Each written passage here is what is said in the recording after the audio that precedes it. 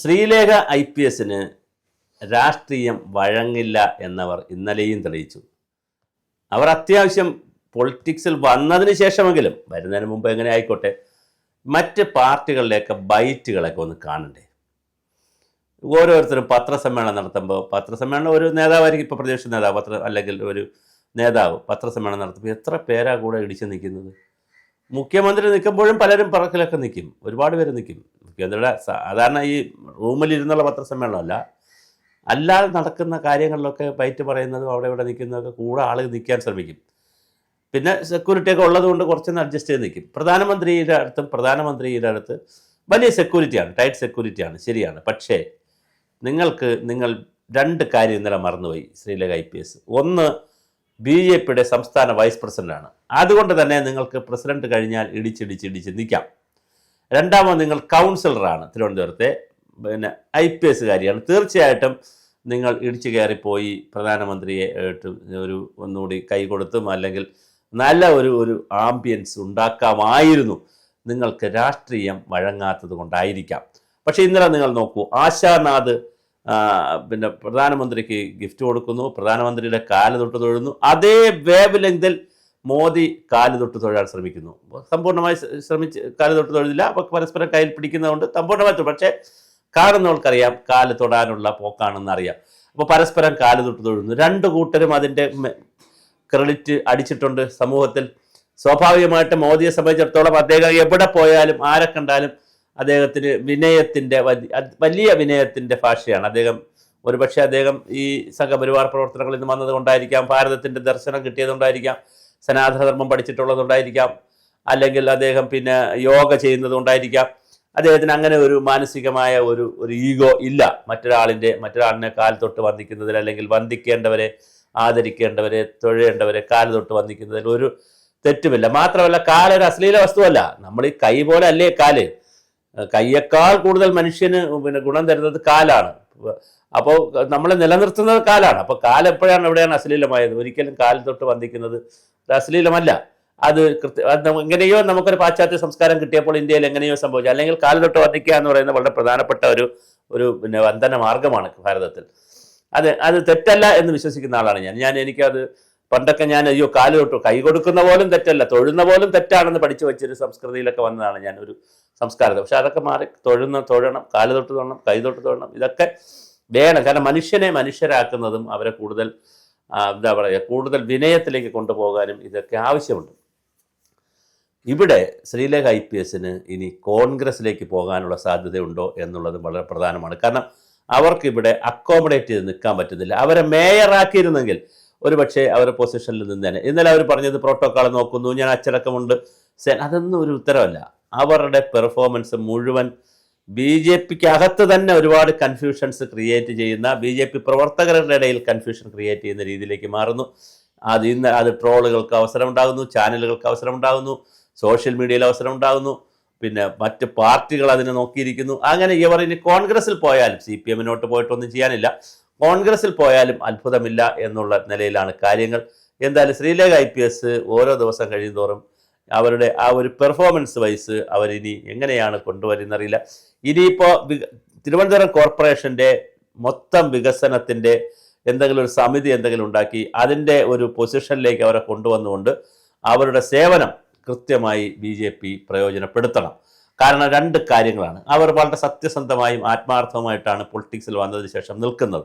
അപ്പോൾ ആ സത്യസന്ധവും ആത്മാർത്ഥമായി നിൽക്കുന്ന ഒരാളിനെ കൃത്യമായി BJP ഉൾക്കൊണ്ട് തന്നെ പോകണം. മേയറാക്കിയില്ല, ഓക്കെ, അതൊരു ഘട്ടം കഴിഞ്ഞു. പക്ഷെ അടുത്ത ഘട്ടത്തെങ്കിലും തീർച്ചയായും ഉൾക്കൊണ്ട് തന്നെ പോകണം. അതിൽ രാജീവ് ചന്ദ്രശേഖറൊക്കെ വളരെ കൃത്യമായ ഒരു ശ്രദ്ധ ഉണ്ടാകേണ്ടതാണ്. ഇന്നലെ ഒരുപാട് പേര് നിൽക്കുന്നുണ്ട് പ്രധാനമന്ത്രിയുടെ അടുത്ത്. പക്ഷേ അപ്പോൾ വൈസ് പ്രസിഡന്റ് ആയിരിക്കുമ്പോൾ അവർക്ക് തീർച്ചയായും പ്രസിഡന്റ് കഴിഞ്ഞാൽ അവർക്കൊരു സ്ഥാനം കിട്ടണ്ടേ? വൈസ് പ്രസിഡന്റ് എന്നുള്ള നിലയിൽ അവർക്കൊരു സ്ഥാനം കിട്ടുന്നില്ല. എനിക്ക് തോന്നുന്നു ശോഭാ സുരേന്ദ്രനാണെന്ന് തോന്നുന്നു അവസാനം നന്ദി പറഞ്ഞത്. അപ്പോൾ അത് അങ്ങനെ പോയി, അവർക്ക് പ്രസംഗിക്കാൻ അവസരമില്ല. പക്ഷേ ഇന്നലെ അവർ നന്ദി പറഞ്ഞു. മേയർ അവിടെ വിമാനത്താവളത്തിൽ പോയില്ല. വിമാനത്താവളത്തിൽ പോയാൽ എളുപ്പമല്ല, കാരണം പ്രോട്ടോകോൾ അനുസരിച്ച് പ്രധാനമന്ത്രിയുടെയും ഗവർണറുടെയും കാറിൻ്റെ പിറകെ വരാൻ പറ്റില്ല, കുറേ കഴിഞ്ഞേ വരാൻ പറ്റുള്ളൂ. അങ്ങനെ കഴിഞ്ഞ് വരുമ്പോൾ ഇവിടെ പരിപാടിക്ക് സമയത്ത് എത്താൻ കഴിയില്ല. അപ്പോൾ അതുകൊണ്ടായിരിക്കാം നേരത്തെ രാജേഷിനെ കൂടി ഗവർണറോ പ്രധാനമന്ത്രിയോ അവരുടെ കാറിൽ കയറ്റിക്കൊണ്ട് വരണം. അതൊക്കെ പ്രായോഗികമാണോ, അങ്ങനെ ചെയ്യാവോ എന്നൊക്കെ ഉള്ള പ്രശ്നങ്ങളുണ്ട്. ഗവർണറെ കാറിൽ കയറ്റിക്കൊണ്ടുവരാം. പക്ഷെ അങ്ങനെയൊക്കെ ചെയ്യാവോ എന്നുള്ളൊരു കാര്യമുണ്ട്. അല്ലെങ്കിൽ ഗവർണറുടെ പിന്നെ കൂടെ വരുന്ന കാറുണ്ടല്ലോ, അടുത്ത കാറിലെങ്കിലും മേയറല്ലേ, അടുത്ത കാറിലെങ്കിലും കയറ്റിക്കൊണ്ടുവരാം. പിന്നെ ഈ പ്രൊട്ടക്ഷൻ വരുന്ന കാറിൽ കയറ്റിക്കൊണ്ടുവരാം. അങ്ങനെയൊക്കെ ഉണ്ട്, പൈലറ്റിലോ എസ്കോർട്ടിലോ ഒക്കെ കയറ്റിക്കൊണ്ടുവരാം. പക്ഷെ അതൊന്നും നടന്നില്ല. എന്തായാലും രാജേഷ് അവിടെ സ്വീകരിക്കാനില്ലായിരുന്നു. അതും ഒരു വാർത്തയായി.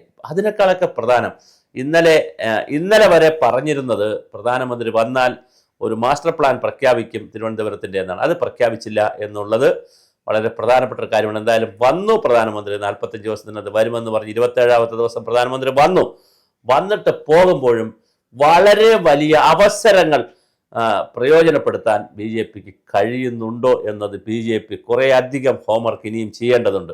എന്തുകൊണ്ട് 10, 20, 30 മേഖലയെ സെലക്ട് ചെയ്തെടുത്തുകൊണ്ട് ഒരു ബ്ലൂ പ്രിന്റ്, ഒരു 5 പേജുള്ള 10 പേജുള്ള ഒരു കൺസെപ്റ്റ് നോട്ട്, ഒരു തിരുവനന്തപുരത്തിൻ്റെ മാലിന്യ സംസ്കരണം അല്ലെങ്കിൽ നദികളുടെ സംരക്ഷണം, പിന്നെ ഹബ്ബ് തുറക്കുന്നത്, ഇങ്ങനെ ഒരു 8-10 ബ്രോഡർ ഏരിയ സാധാരണ ഇറക്കാറുണ്ടല്ലോ. ഗവൺമെൻറ്റൊക്കെ അങ്ങനെ ഒരു കൺസെപ്റ്റ് നോട്ട് പോലെ ഇറക്കാറുണ്ടല്ലോ. അങ്ങനെ ഒരു ബ്രോഡർ ഏരിയയുടെ വികസനത്തിൻ്റെ നോട്ട് ഇറക്കാൻ, പിന്നെ ബാക്കിയെല്ലാം അതിനകത്ത് പറയാം, താഴേക്ക് ഏത് വികസന കാര്യവും പറയാം. പഴയ നിലയിൽ ഒരു ബ്രോഡർ നോട്ട് കൂടി ഇന്നലെ ഒരു പത്രിക എന്നുള്ള നിലയിൽ, വികസന പത്രിക എന്നുള്ള നിലയിൽ റിലീസ് ചെയ്യാമായിരുന്നു.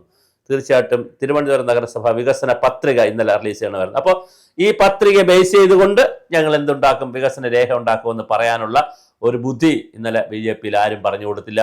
അങ്ങനെ ഒരു വികസന പത്രിക ഉണ്ടാക്കിയതിന് ശേഷം അത് ഒരു വലിയ ബ്രോഡർ ആക്കിയിട്ട് ഒരു 10, 25 പോയിന്റ് ബുള്ളറ്റ് പോയിന്റ്സ് ആയി ഒരു വികസന പത്രിക എന്ന് പറയുന്ന സാധനത്തിൽ പ്രധാനമന്ത്രി നേരിട്ട് രാജേഷിന് കൊടുക്കുകയോ രാജേഷ് പ്രധാനമന്ത്രിക്ക് കൊടുക്കുകയോ അങ്ങനെ അങ്ങോട്ടും ഇങ്ങോട്ടും കൊടുത്ത് പ്രധാനമന്ത്രി അത് റിലീസ് ചെയ്യുന്ന അല്ലെങ്കിൽ കാണിക്കുന്ന, അത് പബ്ലിഷ് പോലും ചെയ്യേണ്ട, അത് പ്രിന്റ് പോലും ചെയ്യേണ്ട, ഒരു കോപ്പി അഡീഷണൽ പ്രിന്റ് പോലും ചെയ്യേണ്ട, ആർക്കും കൊടുക്കാൻ വേണ്ട. എന്നിട്ട് പറഞ്ഞാൽ മതിയായിരുന്നു, ഇത് പത്രക്കാരോടൊക്കെ ഇങ്ങനെ ഒരു സംഭവം ഉണ്ട്, ഞങ്ങളത് വികസന പത്രിക റിലീസ് ചെയ്തിട്ടുണ്ട്, അത് ഉടനെ തന്നെ പിന്നെ എന്താ ചെയ്യുക, വേണമെങ്കിൽ അത്യാവശ്യം പത്രസമ്മേളനം നടത്തി, പിന്നെ പത്രസമ്മേളനം നടക്കുമ്പോൾ പത്രക്കാർക്ക് വേണമെങ്കിൽ രാജേഷിന് കൊടുക്കാം അതിൻ്റെ പത്രികയുടെ പോയിന്റ്സ്. അപ്പോൾ പിൻ പോയിന്റ്സ് മാത്രം, അത് എളുപ്പമാണല്ലോ. ഒരു നഗരത്തിൻ്റെ അതിന് ആരുടെയും ബുദ്ധിമുട്ടില്ല, ഒരു സഭയും കൂടണ്ട, ഒരു പിന്നെ കൗൺസിൽ യോഗവും കൂടണ്ട, സംസ്ഥാന സർക്കാരുമായിട്ട് പിന്നെ ഇരിക്കേണ്ട, കേന്ദ്ര സർക്കാരുമായിട്ട് ഇരിക്കേണ്ട, PM ഓഫീസായിട്ട് ഇരിക്കേണ്ട, തലയിൽ ആൾ താമസമുള്ള 2 പേരിരുന്ന് എഴുതിയാൽ മതി.